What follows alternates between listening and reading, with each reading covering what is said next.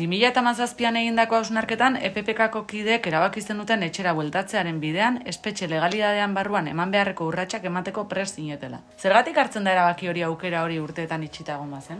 Ñabardura txiki bat egin bardet, Euskal preso politikoen kolektiboak ibilbide luzea daukalako eta beti erabili izan dulako legalitatea. Bere momentuko estrategiaren arabera, modu batera edo bestera erabili izan du, baina bere historian beti egin izan ditu helegiteak eta bar. Baina egia da 2017an legea erabiltzeko erabaki hori modu argiagoan edo hartzen dela. Normala dan bezala erabaki hau ez da egun batetik bestera hartzen, eztabaida luze baten ondorioz hartzen da, eta bi helburu nagusirekin hartzen da erabaki hau.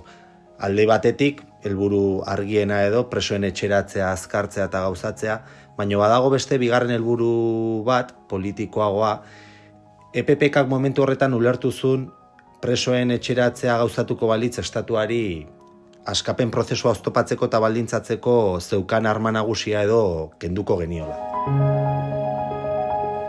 Gaur egun preso asko bide legalen prozesua gauzatu edo eta gauzatzen ari dira. Nolakoa da bide hau? Zer egin behar da bide honi ekiteko eta zeintzuk dira jartzen zaizkien oztopoak? Egia esan, ibilbide legala preso politikoen kasuan oso bide goraberatsua da, oso bide zaila da, salbuespenean oinarrituta dagolako. Gogoratu behar da, 2003an PPren gobernuak indarrean salbuespen legea jarri zula preso politikoei zuzenean kalte egiteko indarrean jarri zuen lege bat, eta lege horren arabera gainontzeko presoei eskatzen zaizkien, bete beharrak eskatzen zaizkie preso politikoei, eta horrek asko zailtzen du aurrera egitea. Adibidez, erantzukizun zibila ordaintzen hastea bide hau egiten hasteko. Edo 3. gradua lortzeko baldintzak. Gainontzeko presoentzat zigorraren erdia beteta izatea nahikoa da 3. gradua lortzeko, eta preso politikoei epe hori luzatu egiten zaie askotan 3 laurdenak edo denbora gehiago egin arte. Auzitegi Nazionaleko fiskaltzak eta zaintza epaileak oso modu zorrotzean interpretatzen dute euren legea preso politikoi dagokienean, eta hori oztopo oso handia da aurrera egiteko. Zuk 2023an amaitu zenuen zure zigorra, baina pixka bat lehenago 3. gradura pasa zinen. Hala eta guztiz ere fiskaltzak oztopoa jarri zituen eta espetxera bueltatzeko aukera hor egon zen. Nola bizitzen da ez egonkortasun hori? Egia esan ez da egoera xamurra. 3. gradua prozesu zaila da, ze jendeak kalean ikusten zaitu eta libre zaudela pentsatzen du, baina espetxean jarraitzen duzu. Astean zehar espetxera zoaz lotara eta ezin duzu espetxean atzean utzi. Nire kasuan eta beste kide batzuen kasuan, Auzitegi Nazionaleko fiskaltza gure 3. graduak errekurritu egin zituen, eta egoera are gehiago komplikatzen da. Espetxera lotara zoaz, jakin gabe hurrengo goizian aterako zean edo ez, eta hori egoera komplikatua da, zuretzat eta zure senidentzat. Kide batzuei zoritxarrez 3. gradua atzera bota zieten, eta beste batzuk zorte gehiago eduki genuen eta epaileak 3. gradua berretsi zigun. Hor, fase berri bat hasten da, normalean 3. graduaren ondoren baldintzapeko askatasuna lortzen da, nire kasuan zigorraren amaieran eman zidaten askatasun baldintzapekoa, eta askatasunera beste pauso bada, baina bere mugekin ere bai.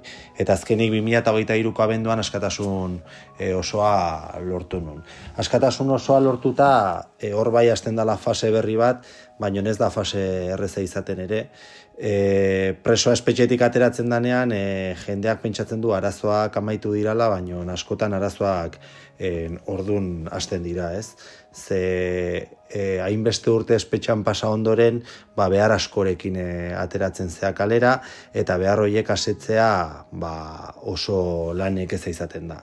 Hor harrera elkarteak sekulako laguntza ematen die preso horiei, eta oso eskertuta nago harrera elkartearekin, baino beharrak oso handiak dira. Eta espetxetik ateratzen dana bakarrik ez uztea eta laguntzea oso garrantzitsua dela jakin behar du gure komunitateak.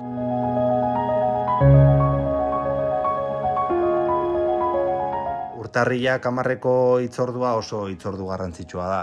Tamalez asko dira oraindik espetxean jarraitzen duten euskal preso politikoak, asko dira oraindik erbestean jarraitzen duten ieslari politikoak, eta beraien etxeratzearen alde lanean jarraitu behar dugu.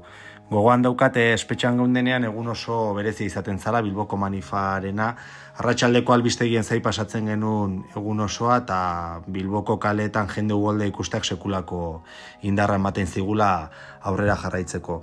Beraz, urtarrilaren 10ean Bilboko kaleak bete behar ditugu berriro, eta ozen aldarrikatu behar dugu azken euskal preso politikoa etxeratu arte, azken euskal ieslari politikoa etxeratu arte, azken euskal deportatu politikoa etxeratu arte, ez degula txiko.